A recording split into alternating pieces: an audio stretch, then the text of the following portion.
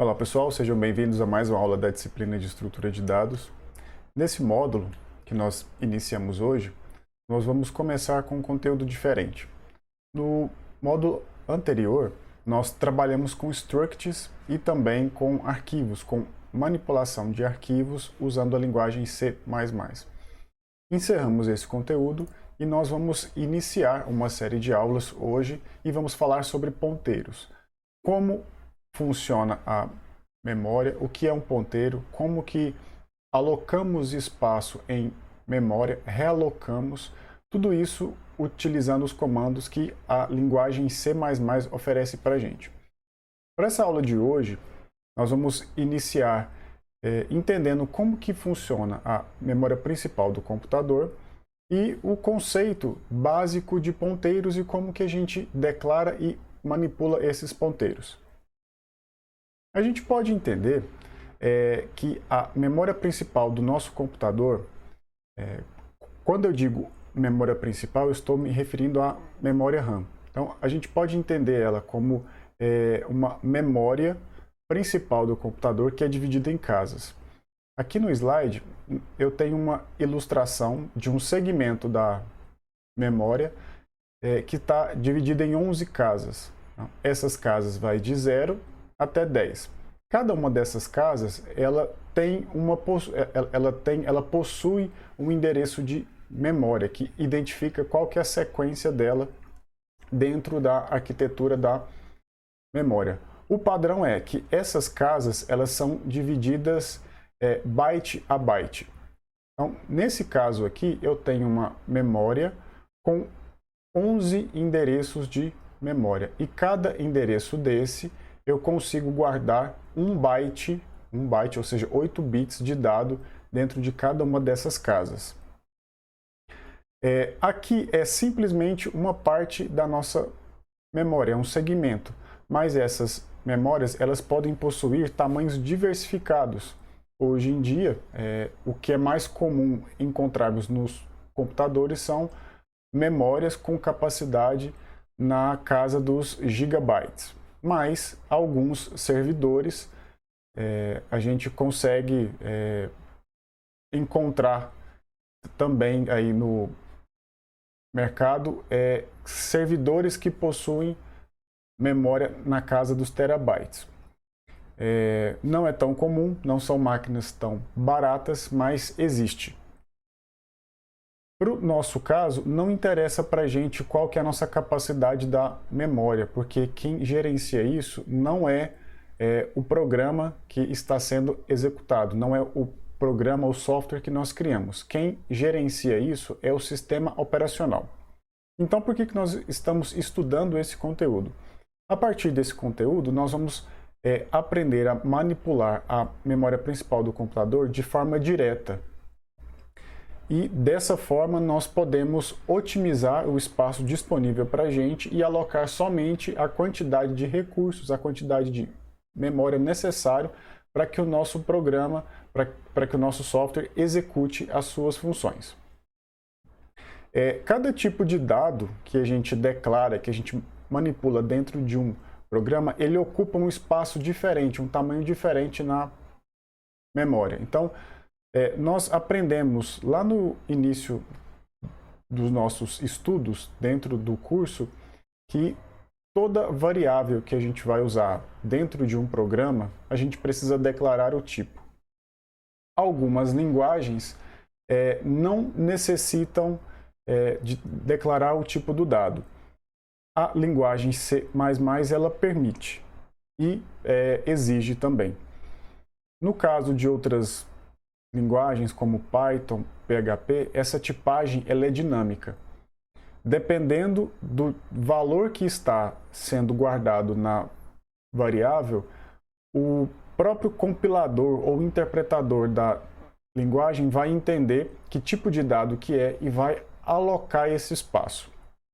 Isso traz uma certa vantagem para o programador, mas tira um pouco de desempenho da linguagem. Então, o mesmo programa que você constrói, o mesmo programa, o mesmo script, a mesma função que você constrói, por exemplo, na linguagem Python ou na linguagem C++, eles vão ter desempenhos diferentes. Na linguagem C++, a tendência é que o código seja executado muito mais rápido. O Python ele oferece recursos para flexibilizar a codificação, mas ele perde um pouco de desempenho nesse sentido.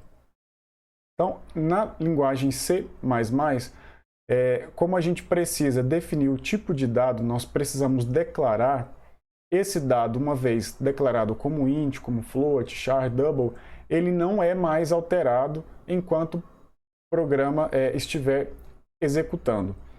Quando você constrói o código, compila ele, ou seja, transforma ele em um programa executável, em um arquivo binário, aquele tipo de dado que você declarou como int, float, char, ele vai ser fixo para todo sempre.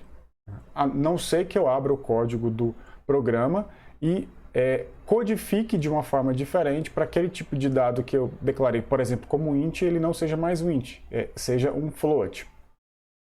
Cada tipo desse dado ele vai ocupar um espaço diferente na nossa memória. Então, o int ocupa um espaço, o float ocupa outro. Isso depende da linguagem de programação que você está usando, mas principalmente depende do sistema operacional, da arquitetura do sistema operacional que o seu programa está rodando. Okay?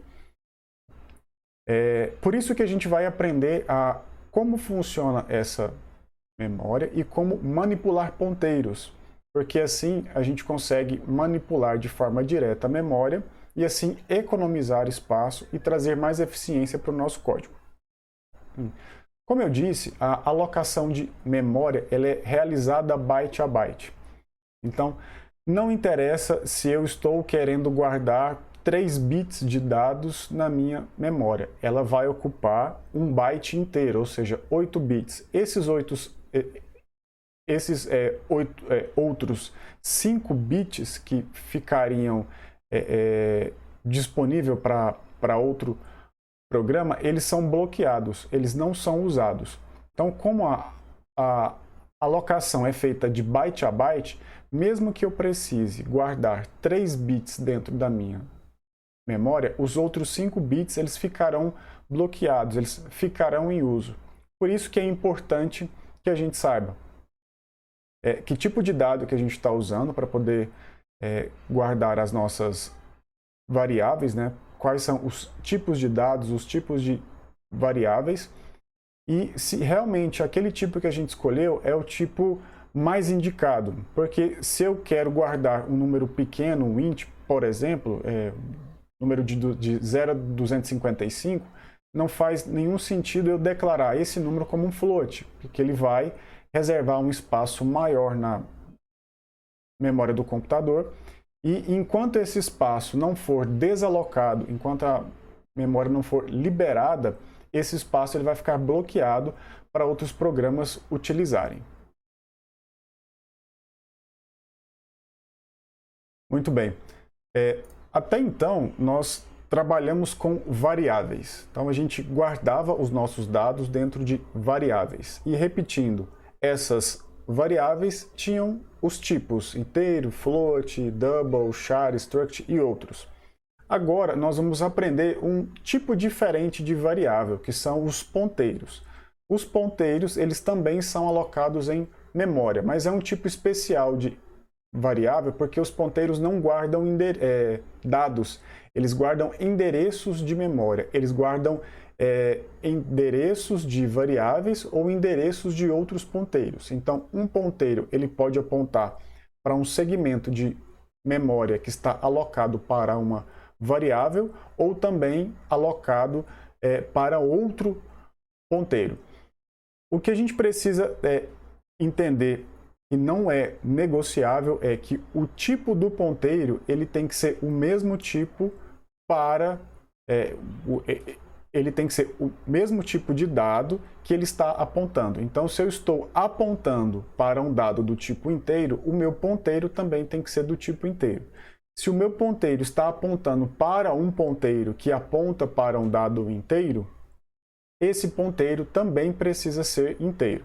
Então, isso não tem negociação. Por quê? Nós estamos usando a linguagem C++, e nessa linguagem a gente precisa definir a tipagem de todos os dados. Okay? E a gente vai entender ao longo das aulas por que então usar os ponteiros. Nessas primeiras aulas, nós vamos trabalhar com manipulação simples de ponteiros e depois nós vamos entrar na implementação de listas, filas, pilhas, e aí sim nós vamos colocar em prática os conhecimentos de ponteiros. Porque a princípio não parece fazer muito sentido você ter uma variável que aponta para um endereço de memória que tem outra variável lá. Mas quando a gente vai construir filas, pilhas, né, filas, listas e pilhas, a gente precisa ter esse controle, porque nós vamos andar pela memória, nós vamos deslocar dentro da memória do computador, acrescentando e removendo itens. Então, para a gente declarar um ponteiro, a gente precisa declarar o tipo dele, informar o tipo do ponteiro, e também o nome desse ponteiro tem que ser precedido pelo operador asterisco. Então aqui eu tenho um exemplo de declaração de duas variáveis e dois ponteiros. Então, para declarar uma variável do tipo inteiro, a gente já viu em outras aulas, o tipo int, o nome da variável, dois pontos, ou ponto e vírgula. Se eu quiser declarar um ponteiro para um dado do tipo inteiro, e esse ponteiro eu quero dar o nome para ele de x, eu vou declarar int asterisco x. Então, esse x aqui agora, ele não guarda um valor, ele não tem a capacidade de guardar um valor do tipo inteiro. Ele consegue apontar para um segmento, para um endereço de memória que tem um inteiro alocado. Da mesma forma, se o meu dado e o meu ponteiro são do mesmo tipo, eu posso declarar na mesma linha, não tem nenhum problema. Quando a gente declara um ponteiro e não inicializa ele, ele aponta para um lugar indefinido. Por quê? Em razão do lixo de memória. Quando a gente liga o computador e começa a acessar softwares, programas, abrir arquivos, fechar, a memória principal do computador ela vai sendo preenchida com esses dados. E quando você fecha um programa ou fecha um arquivo, esses dados eles não são apagados, eles continuam lá. Eles são apagados em duas situações: quando falta energia, né, ou você desliga o computador, ou quando esse dado ele é sobrescrito, ele é sobreposto. Então, quando a gente declara um ponteiro e não inicializa ele, se a gente printar, né, se a gente mostrar na tela o valor desse ponteiro, muito provavelmente ele já vai ter um valor pré-definido lá. Mas não é porque ele foi definido na hora que ele foi declarado, é porque ele foi alocado no espaço da memória que já tinha um valor apontado. Por isso que a gente chama de lixo de memória. Para a gente inicializar um ponteiro sem definir um endereço de memória válido, a gente pode atribuir a ele o valor null. Então a gente declara ele normalmente, aqui tem um exemplo, a gente declarou um ponteiro x do tipo inteiro e logo aqui embaixo nós inicializamos ele com o endereço de memória nulo, ou seja, ele não está apontando para lugar nenhum. Dessa forma a gente contorna o problema do lixo de memória. Outra forma de se inicializar um ponteiro é atribuir para ele um endereço de variável válida, ou seja, uma posição, um endereço de memória do computador válido. Para isso, a gente vai usar o operador address_of, que é o famoso e-comercial. Aqui, pessoal, eu tenho um exemplo que eu estou declarando a variável x e já estou inicializando ela com o valor 10. Então, x é do tipo inteiro e eu estou inicializando x com valor 10. Então, aqui do lado, eu reservei esse espaço aqui, essa posição de memória número 2 para o x. Na verdade, quem que fez isso? Foi o sistema operacional. Eu não preciso me preocupar com isso. eu declaro ela, declaro que ela é um tipo inteiro e declaro o nome dela, x. Então, o próprio sistema operacional vai se encarregar de ir lá na memória do computador e reservar um espaço para mim que caiba um inteiro, okay? Porque ela é do tipo inteiro, e consiga guardar um dado inteiro e vai nomear esse espaço para mim com o nome que eu dei para ela, que no caso foi x. Só que eu declarei ela e também inicializei. Então, o sistema operacional vai lá e preenche essa posição de memória reservada para o x com valor 10. Declarei aqui na segunda linha o ponteiro p. Por que ele é um ponteiro? Porque eu coloquei um asterisco aqui antes dele. Quer dizer o seguinte, que esse p não vai guardar o inteiro, ele vai apontar para um endereço de memória que tem um número inteiro alocado. Então, quando eu executo essa linha aqui, o sistema operacional novamente vai escolher uma posição de memória qualquer e vai nomear essa posição para P, sabendo que essa posição é um ponteiro para um tipo do dado inteiro. Qual que é o critério de escolha do sistema operacional para poder alocar essas variáveis na memória? Não sei. O sistema ele vai identificar se tem primeiro, tá? Se tem memória suficiente, se tem espaço, né? E desse espaço, qual que é o melhor, de modo que ela não fique fragmentada para poder alocar esse espaço. Então é feito toda uma análise por trás do hardware ali, pelo sistema operacional para poder definir essa posição. Não preciso me preocupar com isso. Eu preciso me preocupar em otimizar o espaço que o meu programa está utilizando em memória. Simplesmente isso. Os outros programas, os outros processos, o escalonamento de processos, de memória, quem faz é o sistema operacional. Eu vou cumprir o meu papel, que é construir um programa eficiente que usa o mínimo de espaço de memória possível, para que eu não precise sempre aumentar os meus recursos computacionais em função do meu software. Muito bem. Então, voltando aqui, declarei o ponteiro P do tipo inteiro e logo aqui embaixo, na terceira linha, eu estou atribuindo ao ponteiro P o endereço da variável x. Por isso que tem esse operador aqui, que é o address of. Esse operador indica o seguinte, eu não quero atribuir x ao P, até porque x é inteiro, tá? É um dado, e P é ponteiro. Eu quero atribuir o endereço de x, por isso que eu coloco esse operador aqui antes. Então, o sistema operacional vai descobrir onde que o x está, e no caso ele foi alocado inicialmente na posição de memória 2 e vai retornar esse endereço de memória para o P. E esse P agora vai conter um endereço de memória. Todas as vezes agora que eu fizer referência ao P, eu estou, na verdade, fazendo referência ao X, porque o P ele é um link, ele é uma conexão que leva ao X, que no caso aqui nosso, neste momento aqui, é o 10. Vamos seguindo. E para a gente acessar o valor de uma variável de forma indireta, ou seja, se eu quiser mostrar uma variável na tela, basta eu escrever cout e o nome da variável, mas supondo que eu tenho um ponteiro que aponta para essa variável e eu quero acessar o dado dessa variável de forma indireta, ou seja, por meio desse ponteiro.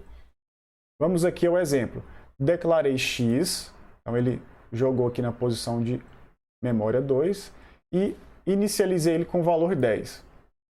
Logo em seguida eu declarei o ponteiro p e disse o seguinte, olha, p agora vai receber o endereço de x, que está na posição de memória 2, ou seja, o mesmo exemplo do slide anterior. Quando eu dou esse comando aqui, ó, cout p, qual que é o conteúdo de p? Olha só, P é um ponteiro, mas qual que é o conteúdo de P? Se eu pudesse visualizar a memória do computador, lá dentro da posição P, eu tenho um endereço de memória. Então ele vai mostrar para mim na tela um endereço de memória em formato hexadecimal.